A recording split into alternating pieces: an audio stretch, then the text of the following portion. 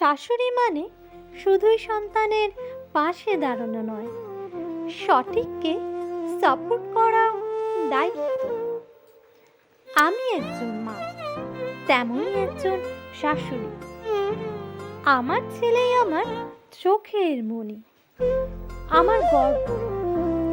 কিন্তু মা হওয়া মানে কি এই যে সে ভুল করলেও আমি চুপ থাকবো, কিংবা ওর প্রতিটি কাজকে সমর্থন করব, তা সে যেমনই হোক না কেন? না, আমি বিশ্বাস করি মা মানে সন্তানের ভুলকে প্রশ্রয় দেওয়া নয়, বরং তাকে সঠিক পথে গড়ে তোলা। আমার ছেলে বড় হয়েছে, এখনো সংসার আছে, স্ত্রী আছে, আমার বৌমা। কিন্তু আজকাল ভাবি, শুধু মা হলেই কি দায়িত্ব শেষ? একজন শাশুড়ি হিসাবে আমার কি কোনো দায়িত্ব নেই?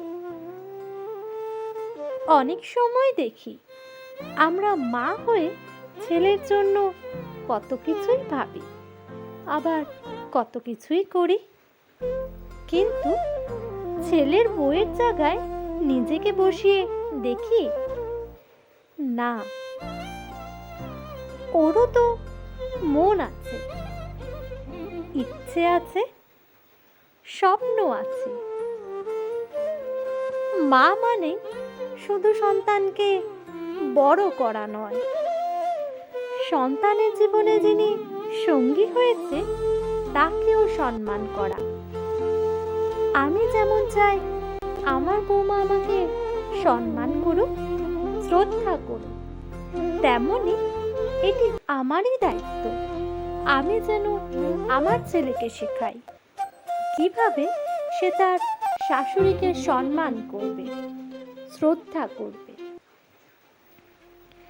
আমার বৌমাকে যদি শেখাই কিভাবে একটি সংসার চলে, তবে আমার ছেলেকেও শেখাতে হবে কিভাবে সে তার স্ত্রীকে সম্মান করবে।